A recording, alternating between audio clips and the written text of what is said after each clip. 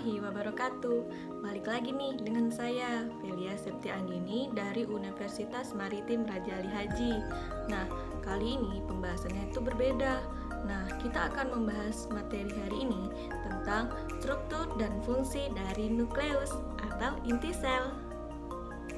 Nah, jadi yang akan kita bahas di materi ini ada pengertian, lalu ada fungsi, dan yang terakhir ada strukturnya. Nah, jadi sebelum kita tahu nih masuk ke struktur dan fungsinya, kita harus tahu dulu apa itu nukleus. Jadi, nukleus merupakan bagian sel yang berfungsi untuk pusat perintah atau pengendali kegiatan sel dan merupakan bagian dari sel eukariotik. Jadi, ada tokoh yang pertama kali mengamati nukleus pada tahun 1931. Siapa? Ini adalah Robert Brown. Nah, tadi kan kita sudah membahas tentang pengertian dari nukleus. Sekarang kita masuk ke ciri-ciri umum dari nukleusnya. Jadi, yang pertama itu ada posisi nukleus di dalam sel dipengaruhi oleh aktivitas sel. Jadi, umumnya nukleus ini dapat diamati di bagian tengah sel, namun ada pula yang letaknya di tepi, misalnya pada adipositi dan pada sel otot rangka. Jadi, ada yang pada awalnya pada tingkat embrio nukleus berada di tengah sel, tetapi setelah diferensiasi nukleus berada di tepi. Lalu yang kedua, ada nukleus tidak dapat bergerak bebas. Jadi, nukleus ini di dalam sel terperangkap di dalam jaring-jaring yang terbuat dari filamen intermedia dan mikrofilamen. Lalu yang ketiga ada nukleus bisa terdapat dalam jumlah tunggal pada sel, namun ada pula sel yang memiliki lebih dari satu nukleus. Jadi sel dengan nukleus tunggal ditemukan pada sel hewan dan tumbuhan, sedangkan pada paramecium terdapat dua nukleus, yaitu makro dan mikronukleus. Nah, lalu yang keempat ada bentuk nukleus biasanya ekivalen dengan bentuk sel. Jadi, jika sel berbentuk bulat atau kubus, maka bentuk nukleus juga akan bulat atau kubus. Jika sel berbentuk silindris atau prisma, maka nukleusnya akan berbentuk lonjong. Jika selnya berbentuk pipih, maka nukleusnya pun akan berbentuk diskoidal atau lempeng. Nah, yang kelima, ada ukuran nukleus bergantung pada volume sel, jumlah DNA dan protein, serta perkembangan metabolisme sel. Masuk ke fungsi nukleus.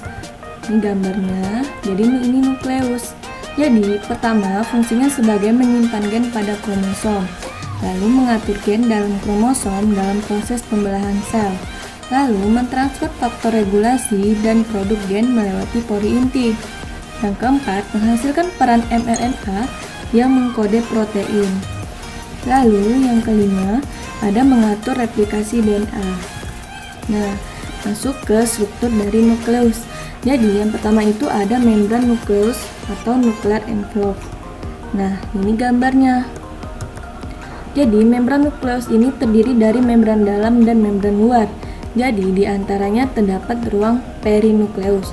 Fungsinya memisahkan materi genetik dari sitoplasma, lalu mengatur masuk dan keluarnya molekul besar dan kompleks. Lalu lanjut ke B, kompleks pori inti. Ini gambarnya. Jadi fungsinya untuk transportasi ion, metabolit, protein, globulat, dan termasuk juga histon. Nah, lalu ada transfer aktif molekul besar ke dalam inti. Lalu yang C, pengiriman molekul ke luar inti. Nah, ini ada komponen pori inti yang tadi. Jadi dia ada yang pertama itu annulus. Jadi struktur silinder yang mengelilingi bagian dalam pori. Lalu ada granula pusat, ada serabut-serabut, dan bahan amorf yang berbentuk diafragma. Lalu yang C itu ada lamina inti. Ini gambarnya. Jadi D ini terdiri dari jaringan yang teratur dari filamen protein yang berdiameter 10 nanometer yang melekat pada bagian dalam membran. Berfungsinya sebagai tempat perlekatan kromatin, memperkuat selaput inti, melarutkannya selama mitosis dan meiosis. Lalu ada nukleolus. Jadi ini gambarnya. Dia ini merupakan struktur yang berada di dalam nukleus yang berbentuk agak bulat, dinyatakan sebagai organa tanpa membran. Ukurannya ini bervariasi dan dapat berubah-ubah seiring perubahan fisiologi sel. Lalu ada nukleoplasma. Jadi, dia ini merupakan substansi transparan dan semi-solid. Di dalamnya terdapat kromatin dan nukleolus. Jadi, komposisinya ini ada tersusun atas asam nukleat, DNA dan RNA yang merupakan materi genetik, protein, dan garam-garam mineral. Lalu ada selanjutnya kromatin. Nah, ini gambarnya. Jadi, kromatin ini merupakan nama yang menggambarkan material inti yang mengandung kode genetik. Jadi, kode genetik ini tersimpan dalam kromosom. Jadi, ada dua tipe kromosom, yaitu heterokromatin, lalu ada eukromatin. Lalu ada kromosom. Nah, ini gambar dari kromosom. Jadi, sebelum pembelahan sel setelah sintesis DNA, kromatin akan mengalami kondensasi untuk membentuk individu kromosom metafase.